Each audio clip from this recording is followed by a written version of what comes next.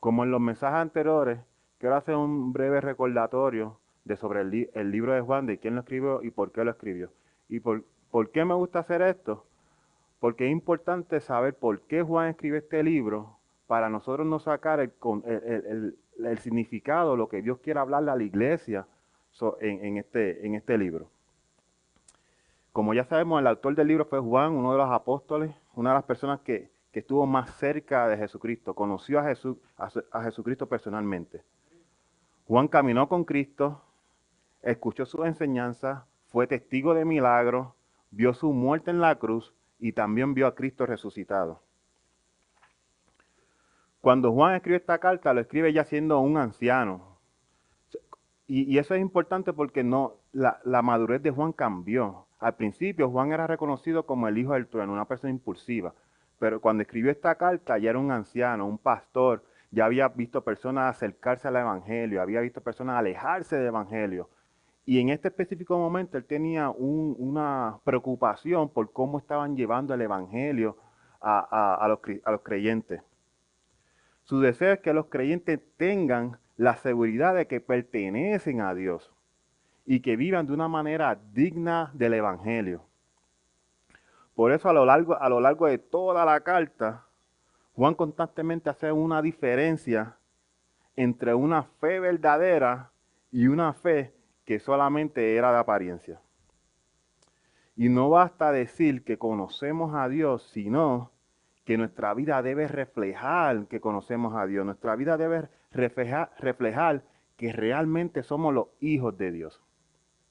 Y en el capítulo de hoy, Juan nos mostrará una de las verdades, y yo sé que menciono esto mucho en mis predicaciones, pero una de las verdades más hermosas del Evangelio, y es que, ¿qué significa ser llamado hijo de Dios? Al llegar al capítulo 3, es importante recordar que Juan nos ha venido guiando hasta este momento.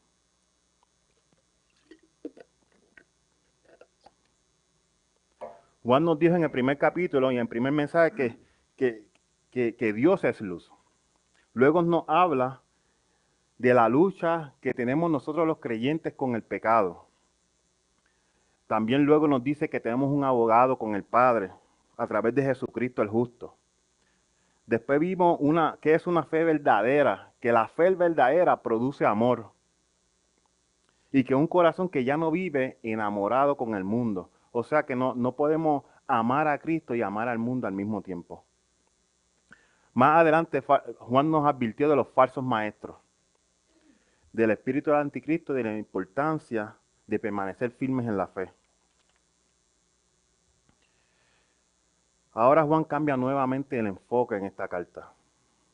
Ya no solamente nos habla de quién es, ya no solamente nos quiere mostrar cómo, no solamente nos quiere mostrar que es una fe verdadera, sino también quiere que recordemos quiénes somos en Cristo, perdonen. Porque la manera que vivimos siempre está relacionada con la identidad que tenemos. Antes de hablar sobre la obediencia, y antes de hablar sobre el amor, y antes de hablar sobre la santidad, Juan nos lleva a contemplar el inmenso amor del Padre. Un amor tan grande y tan inmerecido y tan extraordinario que hizo posible algo que jamás nosotros pudiéramos haber hecho. Que pecadores como tú y como yo, rebeldes como tú y como yo, fuéramos llamados hijos de Dios. Cuando un creyente comprende verdaderamente quién es Cristo, su manera de vivir cambia. No obedece para convertirse en hijo, obedece porque ya es hijo. Y el pastor nos ha hablado de esto durante mucho tiempo, de los frutos del Espíritu. No ama para ganar el favor de Dios, amamos porque ya hemos recibido el amor del Padre. Ese es el corazón del capítulo 3. Juan quiere que contemplemos el amor del Padre para que vivamos como verdaderamente hijos de Dios. Juan nos enseñó cómo luce una fe verdadera. Nos dijo que Cristo es nuestro abogado. Nos llamó a amar a nuestros hermanos. Nos advirtió acerca del mundo y de sus peligros. Pero hoy Juan nos lleva al fundamento de todo eso. Juan quiere que recordemos quiénes somos. Y es que somos hijos de Dios. Y esa es la verdad central del mensaje de hoy. Los hijos de Dios viven de una manera diferente porque pertenecen a una familia diferente. El cristianismo no comienza con reglas, comienza con una nueva identidad. Y esa nueva identidad es ser hijos de Dios. El cristianismo no comienza con un comportamiento, comienza con un nuevo nacimiento. Nacimos de nuevo en Cristo. No obedecemos para convertirnos en hijos de Dios. Obedecemos porque por la gracia de Dios ya hemos sido hechos sus hijos. Nuestra manera de pensar cambia, nuestra manera de vivir cambia, nuestra manera de amar cambia, porque comprendemos el significado del amor y es el sacrificado que Dios el Padre hizo con nosotros, entregar a su Hijo por nosotros. Porque nadie ha sido adoptado por Dios, porque nadie que ha sido adoptado por Dios puede seguir viviendo como si todavía perteneciera al mundo. Por eso la gran pregunta que Juan nos hace hoy en esta mañana es, ¿mi vida refleja que realmente soy un hijo de Dios? ¿Mi vida refleja que realmente soy un hijo de Dios? En el versículo del 1 al 3 vemos el inmenso amor del Padre. Juan comienza el capítulo 3 con una expresión de asombro. No empieza dando una orden, no empieza corrigiendo el pecado, no empieza señalando, empieza adorando cuando dice, mirad cuál amor nos ha dado el Padre. La palabra clave aquí es mirar. Esto significa mucho más que observar. Esto significa como detente, contempla un momento, maravíllate, ponga toda tu atención en esto. ¿Por qué? Porque el amor del Padre es tan grande que merece toda nuestra atención y toda nuestra admiración. Y luego Juan dice algo que habría parecido imposible para los judíos de aquella época. Dice, para que seamos llamados hijos de Dios. No dice solamente que Dios nos perdona. No dice solamente que Dios nos acepta.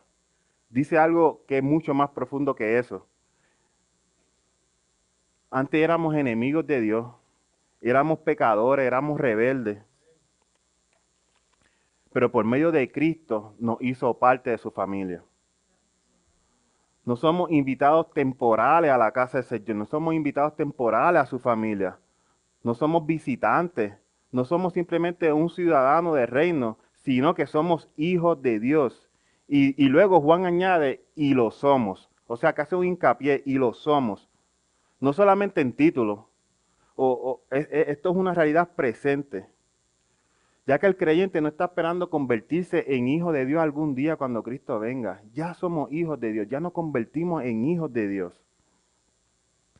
Si el creyente ha puesto su fe en Cristo, ya pertenece a la familia del Padre.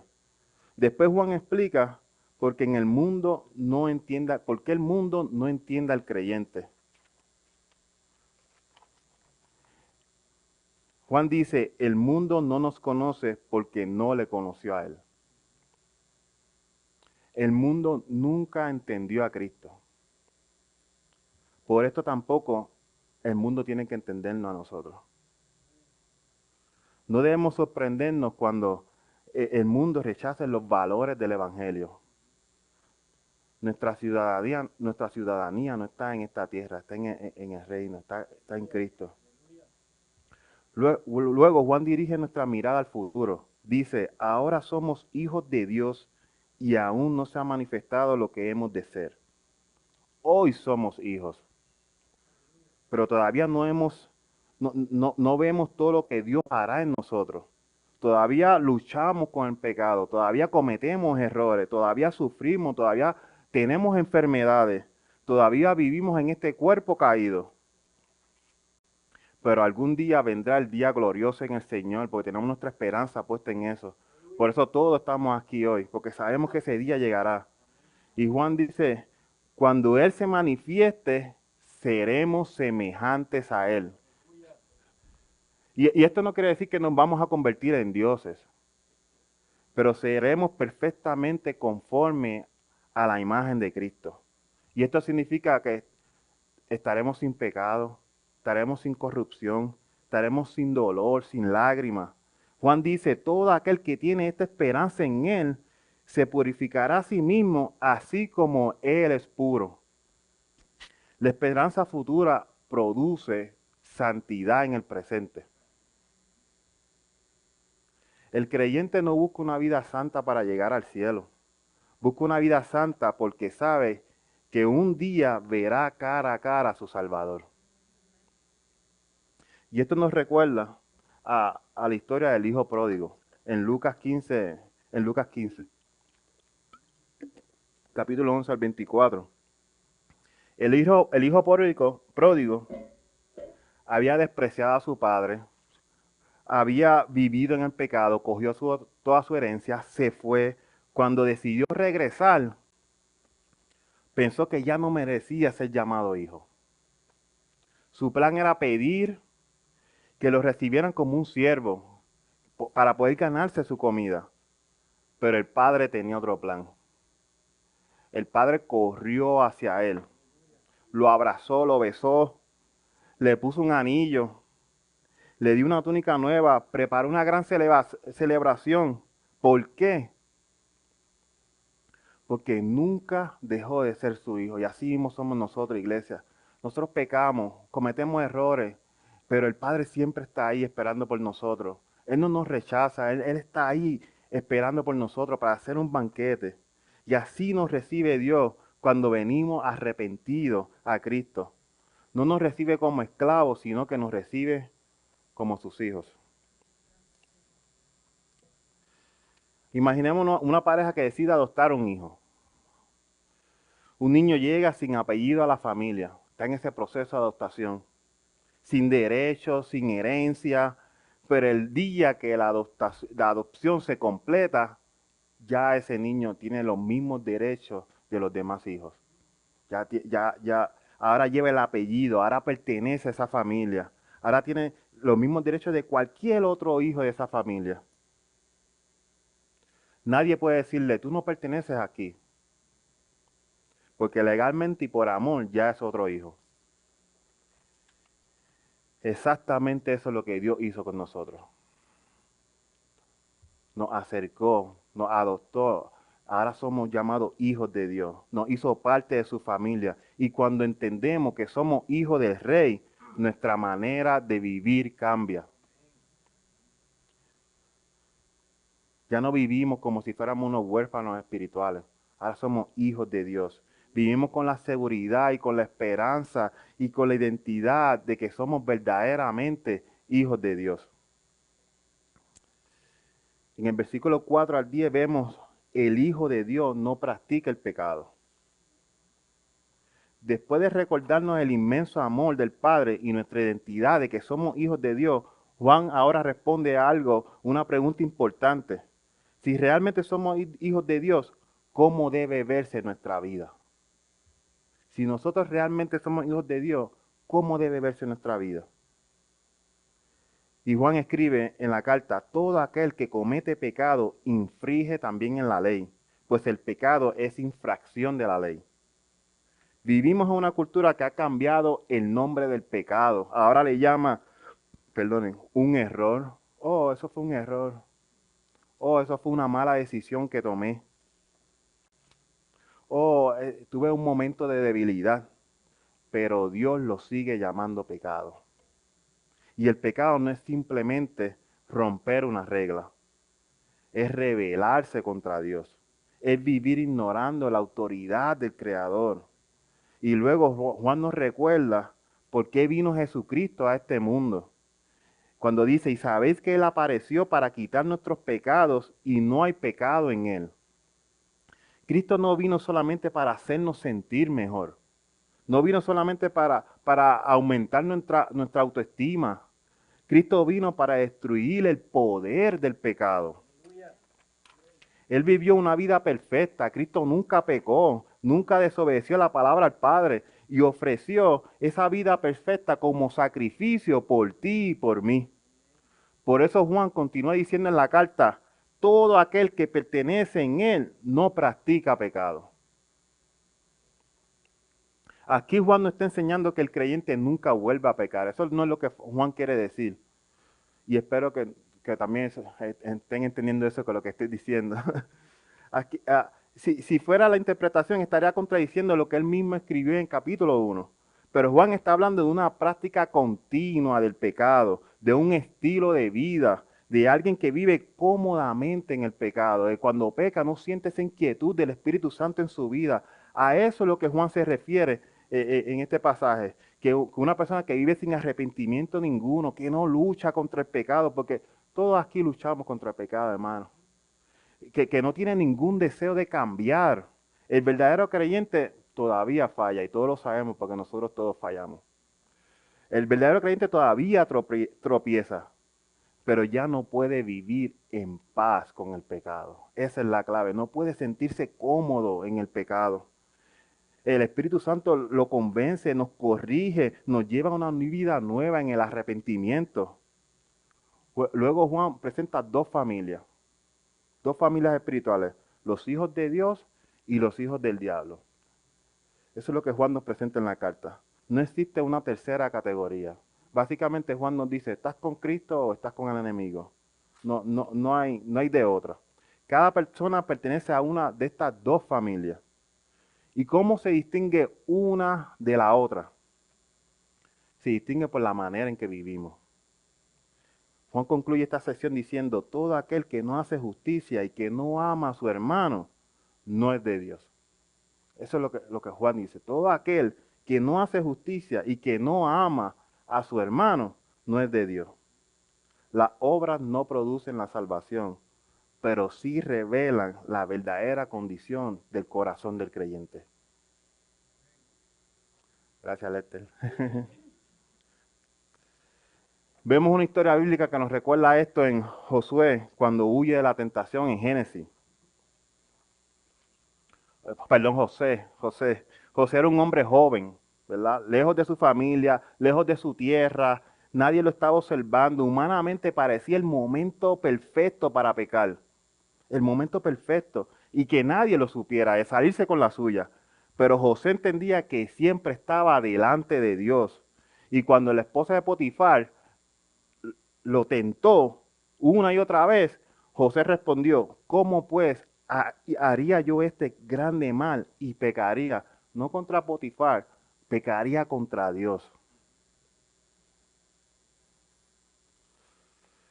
José no dijo, ni pensó en Potifar en ese momento, pensó en Dios. Eso cambia completamente la perspectiva. El creyente lucha contra el pecado porque ama a Dios. No solamente porque tema las consecuencias del pecado. José prefirió perder su posición, su reputación y hasta su libertad por no fallarle al Señor, antes de ofender al Señor. Y eso es lo que hace un corazón que está transformado en Cristo. Y esto es como un policía. Que un policía está uniformado, pero termina su turno. Cuando termina su turno, se quita su uniforme, va a su casa, pero él entiende que él sigue siendo un policía. Él sabe que él no puede, que su identidad no cambie, él sabe que él no puede frecuentar algunos lugares porque él es una persona que representa la ley. No puede hacer ciertas cosas, no porque alguien lo esté vigilando constantemente, sino porque entiende la responsabilidad que conlleva ser un policía. Y así ocurre con nosotros los creyentes. Nosotros no evitamos el pecado simplemente por miedo, lo evitamos porque pertenecemos a la familia de Dios.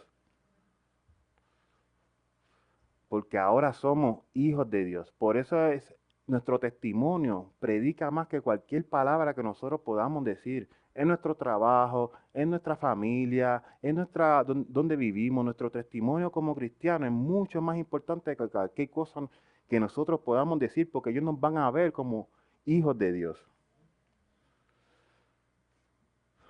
Un hijo de Dios desea, no es que debe, desea reflejar el carácter de su padre. Aunque todavía falle, aunque todavía luchemos, nuestro deseo más profundo es agradar a aquel que nos salvó. Eso suena bien simple, agradar a aquel que nos salvó. Nosotros no merecíamos ser salvos. Es agradar a aquel, eso es agradecimiento, eso es lo menos que nosotros podemos hacer para el Señor.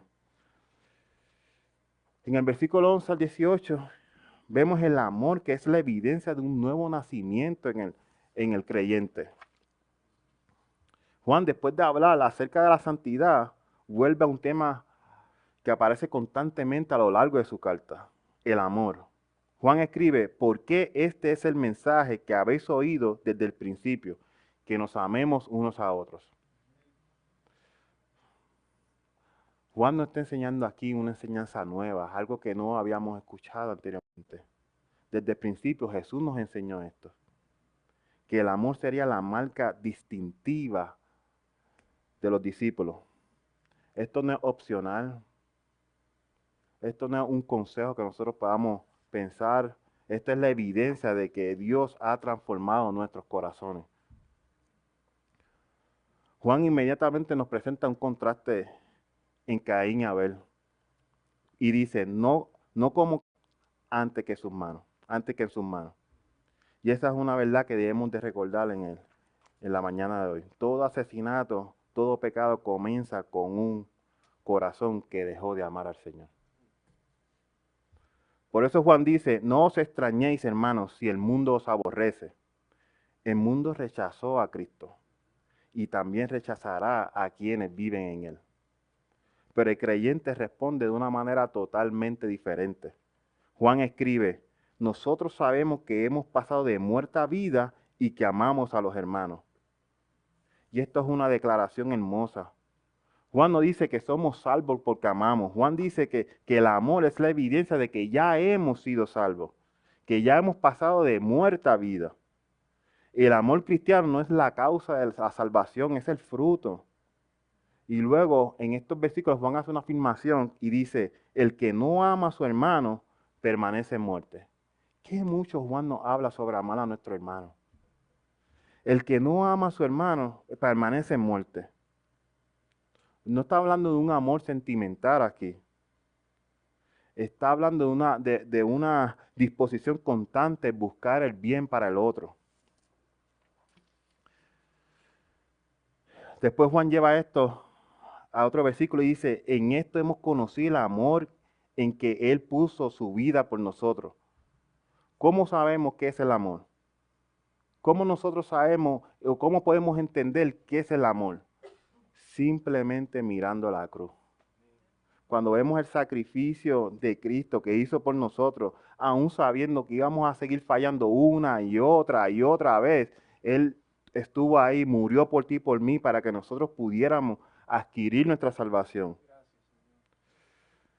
Jesús no solamente habló de amor, Él murió por amor. Pagó nuestra deuda. Y Juan nos dice, también nosotros debemos poner nuestras vidas por los hermanos. No significa que vamos a morir físicamente por otros creyentes necesariamente. Significa vivir con un espíritu de sacrificio, dispuestos a servir, dispuestos a ayudar, dispuestos a renunciar a nuestra comunidad, a nuestra comodidad por el bienestar de otros. Finalmente Juan aterriza en el tema de la vida, en la vida diaria y dice, hijitos míos, no amemos de palabra ni de lengua, sino de hechos y en verdad. Es fácil decir, estoy orando por ti. Es fácil decir, estoy orando por ti, todo va a estar bien. Oh, te quiero mucho, Dios te bendiga. Pero el amor verdadero siempre busca una oportunidad para servir. Y el amor bíblico demuestra eso. Y Dios nos da otro testimonio sobre esto en la historia del buen samaritano, en Lucas capítulo 10. Aquel hombre había sido golpeado, había sido robado, había sido abandonado al borde del camino. Y un sacerdote pasó, lo vio, pero siguió de largo. Luego pasó un levita, también lo vio, también siguió de largo. Ambas personas conocían la ley, hablaban del evangelio, hablaban de Dios, pero ninguno mostró el amor de Dios. Después llegó un samaritano, un hombre que para aquel tiempo era despreciado por los judíos, y se detuvo, vendó sus heridas, lo montó sobre su transporte y lo llevó a un lugar seguro. Pagó su cuidado, y eso es exactamente lo que Jesús hace y lo que Jesús quiere que nosotros hagamos. El verdadero amor no solamente siente compasión, oh, lo siento mucho. El verdadero amor actúa. Y siempre, siempre, siempre encuentra una manera de servir. Imaginémonos un vecino que pierde su trabajo y nosotros sabemos que perdió su trabajo. Escuchamos a su familia que está pasando por una necesidad terrible. Y un domingo después del culto, nosotros le decimos, o yo le digo, hermano, estaré orando por usted, sabiendo yo que está pasando por un momento difícil en su vida. Y luego me voy a mi casa sin hacer absolutamente nada. Ahora imaginemos otra persona que ora por él, pero además compra algunos alimentos. Pregunta qué necesita, en qué te puedo ayudar. Busca cómo ayudar. ¿Cuál de los dos demostró un amor? Y no estamos hablando porque quizás todos aquí estamos también pasando necesidad. Pasamos momentos difíciles. Pero sacarle algo de lo que tenemos y brindarle. Y eso es exactamente lo que Juan nos está enseñando en esta carta. En el versículo 19 al 24 nos habla de la confianza del Hijo de Dios. Juan, después de hablar del amor verdadero, nos responde una lucha que muchos creyentes estamos experimentando hoy día. ¿Qué ocurre cuando nuestro corazón nos acusa? ¿Qué sucede cuando recordamos nuestro pecado, cuando recordamos nuestros errores? ¿Qué hacemos cuando sentimos que no somos lo suficientemente buenos? Y Juan escribe, en esto conocemos que somos de la verdad y aseguraremos nuestros corazones delante de Él. El creyente no siempre se siente seguro. Habrá momentos que vamos a dudar, momentos de culpa, momentos de debilidad, pero Juan quiere que nuestra seguridad no dependa de nuestras emociones. Las emociones son una montaña rusa. Debemos descansar en la verdad de Dios. Luego Juan escribe esta frase que dice, este verso que hizo, si nuestro corazón nos reprende, mayor que nuestro corazón es Dios. Y Él sabe todas estas cosas. Y eso es un consuelo grandísimo, hermano. Nuestro corazón a veces nos condena. Pero nos recuerda nuestro corazón que somos fracasados, nos recuerda nuestros pecados, nuestros errores, nuestras caídas. Pero Dios es mayor que nuestro corazón y de nuestros sentimientos y de lo que pensamos. Él conoce toda la historia, conoce nuestro arrepentimiento, conoce nuestra lucha, conoce nuestra fe, conoce la obra que el Espíritu Santo está haciendo en nosotros. Nuestra seguridad no puede depender en cómo nos sentimos hoy. Nuestra seguridad tiene que depender en Cristo. Nuestra seguridad tiene que depender en nuestra dependencia en el Señor. Juan luego nos añade, amados, si nuestro corazón no nos reprende, confianza tenemos en Dios. Cuando estamos caminando en obediencia, que no practicamos el pecado, cuando vivimos buscando agradar al Señor, podemos acercarnos a Él con libertad y sin miedo, sin temor, porque sabemos que Él es nuestro Salvador y nos perdona y está ahí para nosotros. Y esto no es porque seamos perfectos, sino porque Cristo ya abrió el camino para nosotros, ya murió por nosotros. Y Juan continúa diciendo, y cualquier cosa que pidiéramos, la recibiremos en Él. porque guardamos sus mandamientos y lo hacemos y hacemos las cosas que son agradables para Él. Juan no está diciendo aquí que, que Dios nos va a conceder todo lo que pidamos. Está enseñando que un corazón que vive sometido a Dios aprende también a pedir conforme a la voluntad de Dios. Cuando permanecemos en Cristo, nuestros deseos comienzan a parecerse a los deseos de Dios. Finalmente, Juan resume la vida cristiana en dos cosas. Que creamos en el nombre de su Hijo Jesucristo y nos amemos unos a otros. Fe y amor. Creer en Cristo y amar al prójimo. Esas dos verdades no pueden separarse. Tú no puedes tener fe, tú no puedes creer en Cristo y no amar a tu prójimo. No se pueden separar. Y hermano, hay personas que son difíciles de amar. Quizás personas pueden pensar eso de mí también. O sea, hay personas que son difíciles de amar, pero Dios nos dice que no podemos separar la fe y amar a nuestro prójimo. El que verdaderamente cree, ama. Y el que ama demuestra que Cristo vive en él. Juan termina diciendo, y en esto sabemos que Él permanece en nosotros por el Espíritu que nos ha dado. Hermanos, no caminamos solos, no estamos luchando solos, no obedecemos por nuestras propias fuerzas, sino que el Espíritu Santo vive en cada uno de nosotros. Él nos convence, nos fortalece, nos guía y nos transforma. Y el Espíritu Santo es la garantía de que pertenecemos a Dios. Y vemos la historia de Pedro cuando fue restaurado en Juan 21.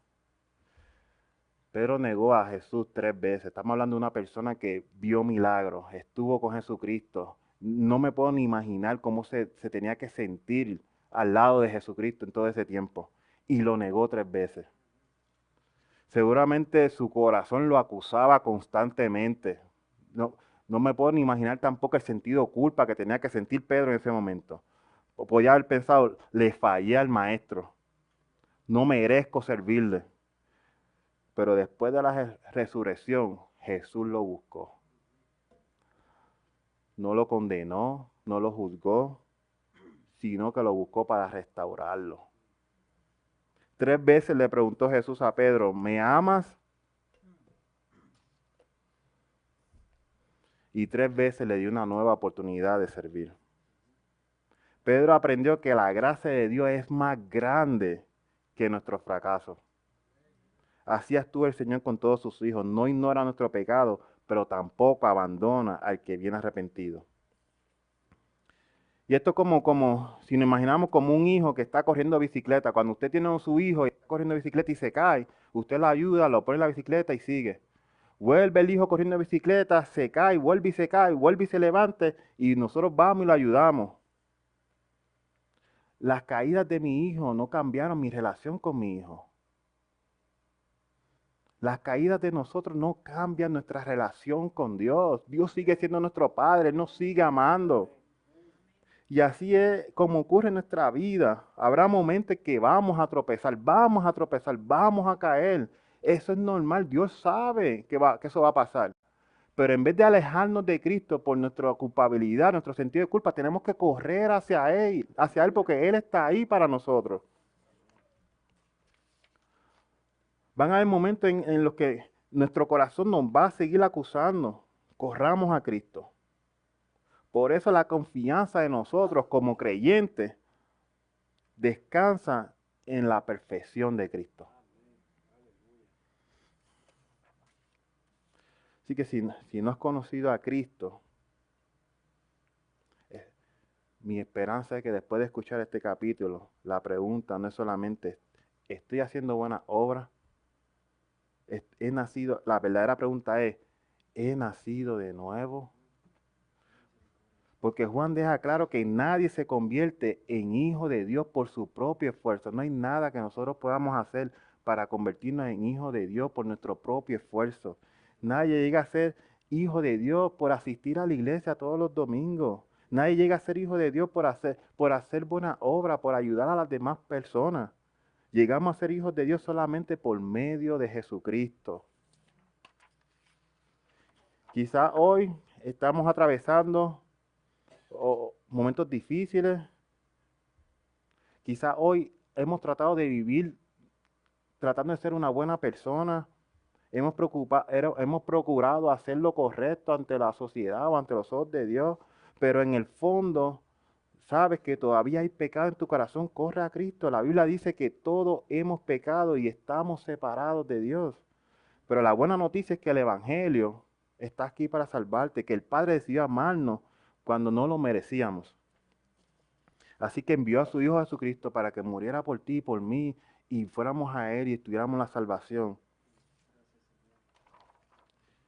Y si ya eres creyente, a los que ya somos creyentes, Juan nos deja hoy un llamado lleno de esperanza y también de responsabilidad. Antes de recordar lo que debes hacer, recuerda lo que Dios hizo por ti. Somos hijos de Dios, iglesia. Hemos sido adoptados por el Padre. Hemos sido limpiados por la sangre de Cristo. Y el Espíritu Santo vive en nosotros. Por eso vivamos como verdaderos hijos de Dios, como representantes de Cristo en la tierra. Cuando llegue la tentación, recordemos que el Espíritu Santo está aquí con nosotros, que Dios está aquí con nosotros. Y no es que no lo hagamos por miedo, sino no lo hagamos por agradecimiento, porque Él murió por esos pecados. Cuando el pecado quiera volver a dominar tu vida, recordemos quiénes somos y somos hijos de Dios. Cuando el mundo quiera traer nuestros corazones a Él, recordemos quiénes somos y por qué somos hijos de Dios y el costo que tuvo ser un hijo de Dios. Somos hijos de Dios, iglesia. Somos hijos de un Padre que nos ama. Así que busquemos la santidad del Señor. Porque somos hijos, sirvamos con humildad al Señor. Busquemos oportunidad de servir a Cristo. Porque somos hijos, caminemos con confianza delante de Dios. Cuando le fallemos, no corramos lejos de Cristo. Corramos al Padre por misericordia, que Él nos está esperando. Así que, iglesia, después de terminar este hermoso capítulo, espero que haya sido de bendición para ustedes. Juan quiere que nos llevemos una verdad que transforme nuestra manera de vivir diariamente. No somos simplemente unas personas o un grupo de personas que asistimos a la iglesia los domingos. No somos simplemente personas que creemos en Dios. Por la gracia de Jesucristo somos hijos de Dios. Somos hijos de Dios. Y esa identidad lo cambia absolutamente todo. Un hijo de Dios ya no vive como antes. Hay un cambio en nosotros porque estamos tratando de ganar el amor del Padre. No porque estamos tratando de ganar el amor del Padre, perdón, sino porque ya hemos recibido el amor del Padre.